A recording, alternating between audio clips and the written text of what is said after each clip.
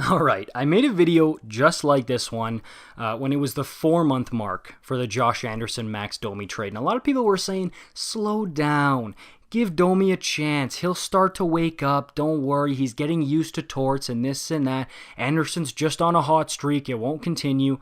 Nah, dude, now we know that the Montreal Canadiens hook, line, and sinker fleeced the Columbus Blue Jackets on this one and won this trade. And I'm going to say something I said in the other video. I know he's having a bit of a renaissance right now, Galchenyuk in Toronto, but for Marc Bergevin to turn Alex Galchenyuk into Josh Anderson is pretty damn spectacular, okay? Now, of course, with hockey, you got to bring up the stats. So let's jump in the stats, and let's start with Tom Brady's best friend's son.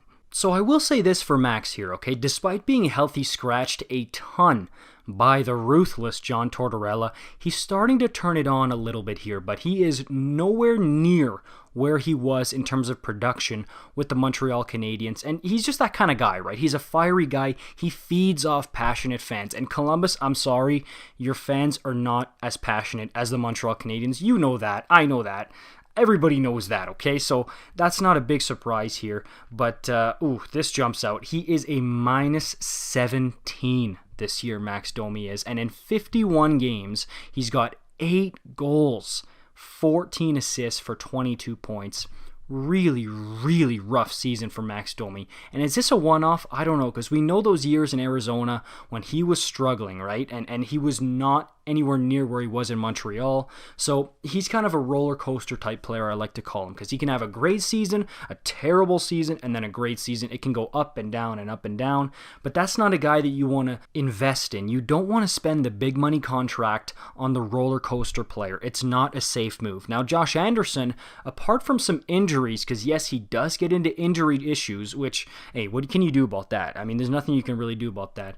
He has been a star in Montreal. Now, he's no Tyler Toffoli, but man, is this guy good. And he's big, he's powerful. He's like the Incredible Hulk on skates, man. Remember that Milan Lucic fight? Hey, you guys know I'm a Flames fan. When I saw 17 in the Bleu, Blanc, et Rouge take on Milan Lucic, he got a ton of respect from me. I was like, wow, this kid is for real. He is fearless, and he'll do whatever it takes to win, and he's been a perfect fit in Montreal. Now, I haven't liked everything that Bergevin has done as GM of the Canadiens, but man, was that an amazing move to get Josh Anderson and to sign him to that contract. Now, we'll see where it goes in a few years if he runs into injury trouble or whatever, but if he's healthy, he's giving you good minutes. I promise you that. The interesting thing, though, is the numbers aren't too different from Max Domi. Like, you look on the surface,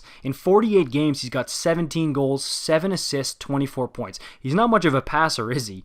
And he's a minus 5, right? So, on the surface, you're thinking, oh, it's not that big of a difference, Domi and Anderson. But that's only the casual observer. Habs fans, I know you guys can back me up here. If you watch this guy, Josh Anderson, play, you will see his value past the 24 points. He really is something special when he's out on the ice. Now, yes, you do wish he had a bit more playmaking ability. Sometimes he's got the blinders on. He doesn't exactly make the best offensive play, but he gives you so much, especially in the playoffs. We've heard a lot of people say, oh, the Montreal Canadiens, they're a team built for the playoffs. They're not going to be great in the regular season, but they're built for the playoffs.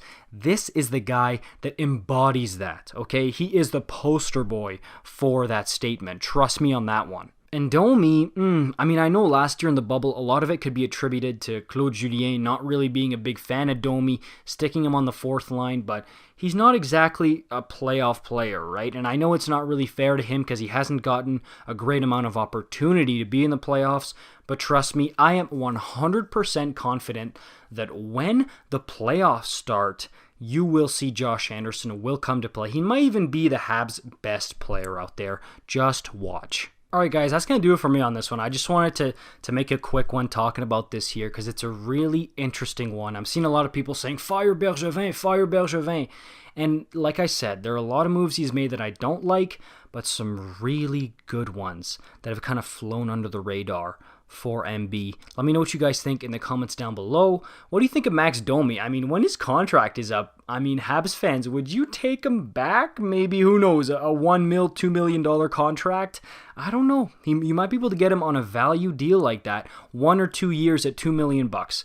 Hey, would you say no to that for Max Domi? I don't know. Let me know what you guys think in the comments down below. Like, subscribe for daily hockey content, and I'll see you guys in the next one.